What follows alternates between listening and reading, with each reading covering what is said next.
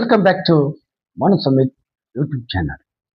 ವಿದ್ಯಾರ್ಥಿಗಳೇ, ಇಂದು ನಾವು 7ನೇ ತರಗತಿಯ ಗಣಿತ ಪ್ರಕಾಶ ಭಾಗ 1ರ ಅಧ್ಯಾಯ 3 ಬಿಂದುವಿನ ಆಚೆಗೆ ಒಂದು ಇಣುಕು ನೋಟ. ಈ ಅಧ್ಯಾಯದ ಮುಂದುವರಿದ ಭಾಗವನ್ನ ನಿನ್ನೆ ದಿನ ನಾವು 58ನೇ ಪೇಜ್ನವರೆಗೂ ನೋಡುತ್ತೀವಿ. ಅದರ ಮುಂದಿನ ಭಾಗ ಅಂದ್ರೆ ಕಂಡುಹಿಡಿಯಿರಿ, ಮೊದಲ ಕಂಡುಹಿಡಿಯಿರಿ.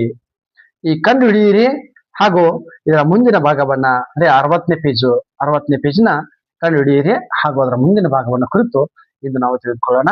ಅದಕ್ಕಿಂತಲೂ ಮುಂಚೆ ನಮ್ಮ ಚಾನಲ್ ಅನ್ನ ಇಲ್ಲಿವರೆಗೂ ಯಾರು ಸಬ್ಸ್ಕ್ರೈಬ್ ಮಾಡಿಲ್ವೋ ಸಬ್ಸ್ಕ್ರೈಬ್ ಮಾಡ್ಕೊಳ್ಳಿ, ಹಾಗೆ ಬೆಲ್ ಐಕಾನ್ ಅನ್ನ ಪ್ರೆಸ್ ಮಾಡೋದನ್ನ ಮರಿಬೇಡಿ.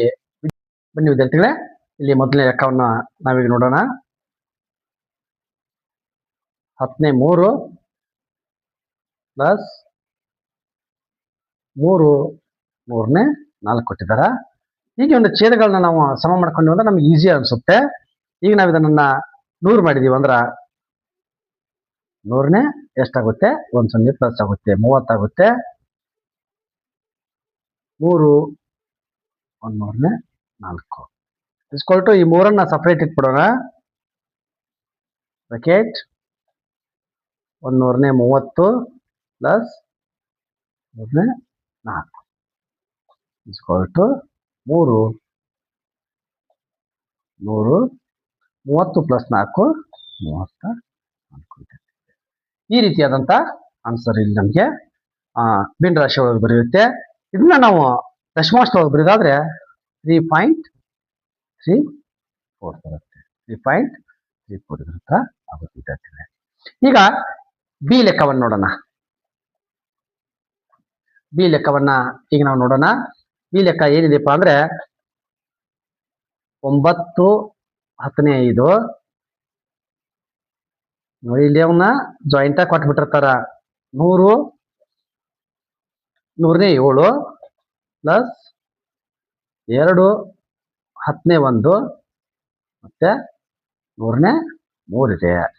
ಈ ವಿದ್ಯಾರ್ಥಿಗಳೇ, ಇವುಗಳನ್ನ 10ನೇ 1 ಮತ್ತು ಅವನ್ನ ಸಪ್ರೇಟ್ ಮಾಡ್ಕೊಳ್ಳೋಣ. ನೋಡಿ, ಇಲ್ಲಿ 9 ಪೂರ್ಣಾಂಕ ಇದೆ, ಇಲ್ಲಿ 2 ಇದೆ ಪ್ಲಸ್ 2 ಬ್ರಾಕೆಟ್.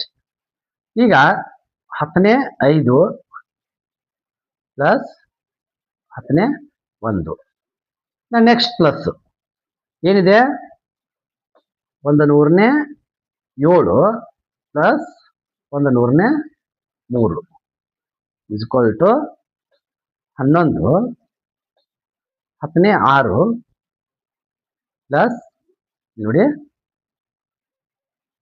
100 10. ಇದನ್ನ ನಾವು ಇದ್ರ ಬದಲಾಗಿ ನಾವು ಏನ್ ಮಾಡ್ಬೋದು, 10ನೇ 1 ಅಂತ ಕೂಡ ಹಚ್ಕೋಬಹುದು ವಿದ್ಯಾರ್ಥಿಗಳೇ. ಅದರಲ್ಲಿ 1ನೇ 10 ಬದಲಾಗಿ 11 10ನೇ 6 ಪ್ಲಸ್ 10ನೇ 1 ಇಸ್ಕೊಲ್ ಟು 11 10ನೇ 7 11 10ನೇ 7 ಆಗುತ್ತೆ ವಿದ್ಯಾರ್ಥಿಗಳೇ. 11 10ನೇ 7 ಅಥವಾ ದಶಮಾಂಶದೊಳಗೆ 11.7 7 0 ಬರುತ್ತೆ, ಎಷ್ಟಾರ ಬರುತ್ತೆ. ಇಲ್ಲಿಗೆ 11.7 ಇದರ ಆನ್ಸರ್ ಬರುತ್ತೆ. ಇದರಲ್ಲಿ ಏನಾದ್ರು ನೀವು ಬಂದಿದ್ರು ಕಾಮೆಂಟ್ ಬಾಕ್ಸ್ ನಲ್ಲಿ ಕಾಮೆಂಟ್ ಮಾಡಿ ನಿಮ್ಮ ಸಮಸ್ಯೆಗಳನ್ನ ಕ್ಲಿಯರ್ ಮಾಡ್ಕೊಳ್ಳಿ. ನಾನು ನಿಮ್ಗೆ ಅದನ್ನ ಏನಪ್ಪಾ ಅನ್ನೋದನ್ನ ಕ್ಲಿಯರ್ ಆಗಿ ತಿಳಿಸ್ತೇನೆ. ಈಗ ಸಿ ಲೆಕ್ಕವನ್ನು ನೋಡೋಣ. 15 10ನೇ 6 100ನೇ 4 ಪ್ಲಸ್ 14 10ನೇ 3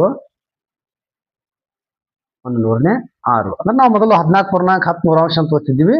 ಈಗ ಓದುವ ಕ್ರಮವನ್ನ ಆ ರೀತಿ ಕೊಟ್ಟಿದ್ದಾರೆ.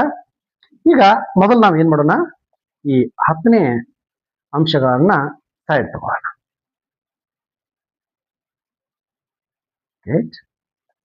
10ನೇ 6 ಪ್ಲಸ್ 10ನೇ 3.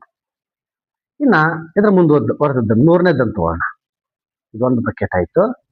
ಇನ್ ನೆಕ್ಸ್ಟ್ 100ನೇ 4 ಪ್ಲಸ್ 100ನೇ 6. ನೋಡಿ ವಿದ್ಯಾರ್ಥಿಗಳೇ, ಈ ಲೆಕ್ಕಗಳು ಮಾಡಕತ್ರ ತುಂಬಾ ಸರಳ, ಆದ್ರೆ ನಾವು ಜಟಿಲತೆಯನ್ನ ಮಾಡ್ಕೊಂಡಿವಪ್ಪ ಅಂದ್ರ ಸ್ವಲ್ಪ ಕಠಿಣ ಅನ್ಸುತ್ತೆ. ನೋಡಿ ಹತ್ತನೇ 10 ಹತ್ತನೇ 9 ಹತ್ತನೇ 9 ಇದು ಹತ್ತನೇ 9 ವಿದ್ಯಾರ್ಥಿಗಳೇ 9 ಕನ್ಫ್ಯೂಸ್ ಮಾಡ್ಕೋಬೇಡಿ. ನಾನೇ ಸ್ವಲ್ಪ ಇದಾಯ್ತು. ಇದು 100ನೇ 10 ಅಂದ್ರೆ ವಿದ್ಯಾರ್ಥಿಗಳೇ ಇದು ನೆಕ್ಸ್ಟ್ ಸ್ಟೆಪ್ಪಿಗೆ ಏನಾಗುತ್ತೆ 29 ಹತ್ತನೇ 9 ಪ್ಲಸ್ ಇದು ನೋಡ್ರಿ ಇದನ್ನ ನಾವು 10ನೇದಕ್ಕೆ ಈಗ 100ನೇ ಇದೆ ಅದನ್ನ 10ರ ಭಾಗಕ್ಕೆ ನಾವು ಕನ್ವರ್ಟ್ ಮಾಡಿದಾಗ 10ನೇ 1 ಆಗುತ್ತೆ. ಈ ಹಿಂದೆ ಮಾಡಿದ್ದೀವಿ. ಈಗೇನಾಗುತ್ತೆ 29 ಹತ್ತನೇ 10 ಇದನ್ನ ಡಿವೈಡ್ ಮಾಡಿಬಿಟ್ರೆ 1 ಬರುತ್ತೆ. ಎಷ್ಟಾಗುತ್ತೆ ಆನ್ಸರ್ 30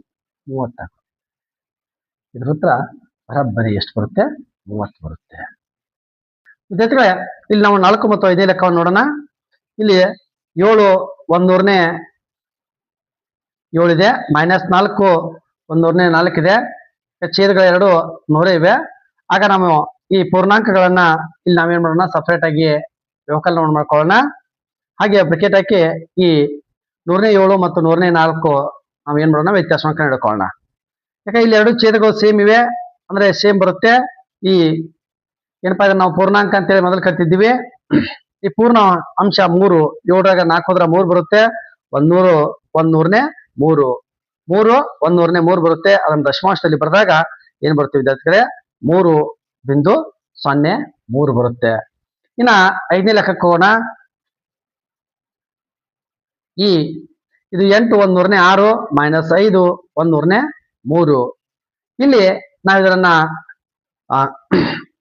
ಈ ಪೂರ್ಣ ಸಂಖ್ಯೆಗಳನ್ನ ಮೈನಸ್ ಮಾಡಿದಾಗ ಇದು 8ರಲ್ಲಿ 5 ಹೋದ್ರೆ 3 ಬರುತ್ತೆ.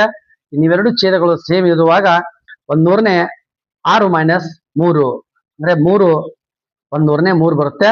ಇದು ಕೂಡ 3.03 ಬರುತ್ತೆ ವಿದ್ಯಾರ್ಥಿಗಳೇ. ಇನ್ನ ಈ ಮೊದಲನೇ ಅಭ್ಯಾಸದೊಳಗ ಕೊನೆಯ ಲೆಕ್ಕ ಎಫ್. ಈ ಎಫ್ ಅನ್ನ ನಾವು ನೋಡೋಣ.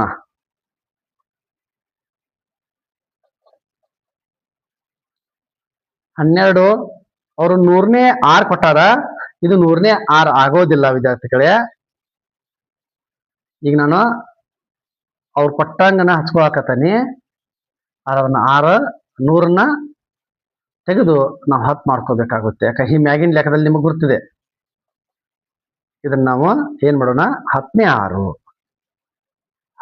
6 ಮಾಡ್ಕೊಂಡಾಗ ನಮ್ಗೆ ಲೆಕ್ಕ ಏನಾಗುತ್ತೆ ವಿದ್ಯಾರ್ಥಿಗಳೇ ಸುಲಭ ಆಗುತ್ತೆ. ಯಾಕೆ ಇದರಲ್ಲಿ ನಾವು 10ನೇ 6ನ್ನ ಅಲ್ಲಿ ಮಾಡಾಕ ಬರೋದಿಲ್ಲ. ಈಗ ನಾವು 10 ಅಂಶಗಳನ್ನ ಎರಡನ್ನು ಒಪ್ಪಾರಿ ಇಟ್ಕೋಬಹುದಾ? ಇಟ್ಕೊಳ್ಳೋಣ. 6 - 9 102 -9. ಹೀಗೆ ಈಗ ಯಾವ ರೀತಿ ಮಾಡೋದು ಅನ್ನೋದನ್ನ ನಾವಿಲ್ಲಿ ನೋಡೋಣ ವಿದ್ಯಾರ್ಥಿಗಳೇ.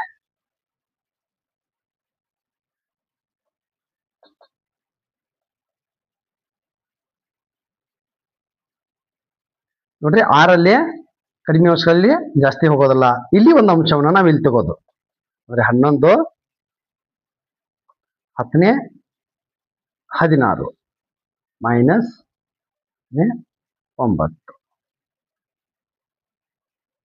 ಇಸ್ಕ್ವಲ್ ಟು ಎಷ್ಟಾಗುತ್ತೆ 11 10ನೇ 16 9 ಹೋದ್ರೆ 7 ಬರುತ್ತೆ. ಇನ್ನ ಈಗ ಈಚ ಕಡೆ ಲೆಕ್ಕಕ್ಕೆ ಹೋಗೋಣ. ಇಲ್ಲಿ ಏನಾಗುತ್ತೆ 100ನೇ 2 - 9 ಅಂದ್ರೆ 100ನೇ -7 ಬರುತ್ತೆ ವಿದ್ಯಾರ್ಥಿಗಳೇ. ಅಂದ್ರೆ ಇದನ್ನ ಇದ್ರೊಳಗೆ ನಾವು ಸಂಕ್ಷಿಪ್ತ ಮಾಡ್ಕೋಬೇಕಾದ್ರೆ ನೋಡಿ ಇದನ್ನ 11ನ್ನ 100ನೇಗೆ ಪರಿವರ್ತಿಸ್ಕೊಳ್ಳೋಣ.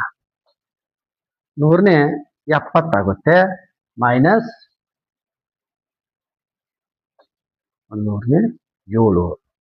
ವಿದ್ಯಾರ್ಥಿಗಳೇ ಈಗ ನಾವು ಇದನ್ನ ಏನ್ ಮಾಡಬಹುದು 11 100ನೇ 63 ಅಥವಾ 11.63 ಅಂತೇಳಿ ಮಾಡ್ಕೋಬಹುದು. ಕನ್ಫ್ಯೂಸ್ ಮಾಡ್ಕೋಬೇಡಿ ವಿದ್ಯಾರ್ಥಿಗಳೇ. ಇಲ್ಲಿ ನೋಡ್ರಿ 12 ಇದೆ, ಮೈನಸ್ 102 109 ಇದೆ. ಇದನ್ನ ಮೈನಸ್ ಮಾಡಿದಾಗ ಏನ್ ಬರುತ್ತೆ, ನಮಗೆ ಮೈನಸ್ ಬರುತ್ತೆ. ಇದ್ರದ್ದು ಕ್ಲಿಯರ್ ಆಗಿದೆ, ಮೈನಸ್ ಬರುತ್ತೆ. ಈಗ ನಾವು ಏನ್ ಮಾಡ್ಬೇಕಪ್ಪ ಅಂದ್ರೆ 11 10 7 ಮೈನಸ್ ಇಲ್ಲಿ ಮೈನಸ್ 107 ಮೈನಸ್ ಮಾಡಬೇಕಾಗಿದೆ. ಆಗ 11 17 ಇದನ್ನ 107 ಮಾಡಿದಾಗ ಏನಾಗುತ್ತೆ, ಇಲ್ಲಿ ಒಂದು 0 ಇಲ್ಲೊಂದು 0 ಜಂಪ್ ಆಗುತ್ತೆ. ಆಗ ಇಲ್ಲಿ 7 ಅಂಶ ಇದ್ದು 70 ಅಂಶ ಆಗುತ್ತೆ. ಈಗ 107 ನಾವು ಈಸಿಯಾಗಿ ಇಲ್ಲಿ ಏನ್ ಮಾಡ್ಬೋದು, ಕಳಿಬಹುದು. ಆಗ 11 63 ಅಂದ್ರೆ 70 7 ಹೋದ್ರ 63 ಬರುತ್ತೆ. 63 ಬರುತ್ತೆ. 11.63 ದಶಮಾಂಶ ಬರುತ್ತೆ ವಿದ್ಯಾರ್ಥಿಗಳೇ. ಈ ಮೊದಲನೇ ಅಭ್ಯಾಸ ಇದರಲ್ಲಿ ಕ್ಲಿಯರ್ ಆಗಿ ಇದಾಗಿದೆ. ಇನ್ನು ಮುಂದಿನ ಅಂಶಗಳನ್ನ ಮುಂದಿನ ವಿಡಿಯೋದಲ್ಲಿ ನೋಡೋಣ ವಿದ್ಯಾರ್ಥಿಗಳೇ. ಈ ವಿಡಿಯೋ ನಿಮ್ಗೆ ಇಷ್ಟವಾಗಿದ್ರೆ, ಈ ಲೆಕ್ಕ ಕ್ಲಿಯರ್ ಆಗಿ ನಿಮ್ಗೆ ಅರ್ಥವಾಗಿದ್ರೆ ನಾವು ಕಾಮೆಂಟ್ ಬಾಕ್ಸ್ ನಲ್ಲಿ ಕಮೆಂಟ್ ಮಾಡಿ. ಹಾಗೆ ನಮ್ಮ ಚಾನಲ್ ಅನ್ನ ಸಬ್ಸ್ಕ್ರೈಬ್ ಮಾಡ್ಕೋದನ್ನ ಮರಿಬೇಡಿ. ನಿಮ್ಮ ಫ್ರೆಂಡ್ಸ್ಗಳಿಗೆ ಇದು ಯೂಸ್ಫುಲ್ ಆಗಿದ್ರೆ ಅವರಿಗೆ ಏನ್ ಮಾಡಪ್ಪ ಅಂದ್ರೆ ಶೇರ್ ಮಾಡಿ. Thank you.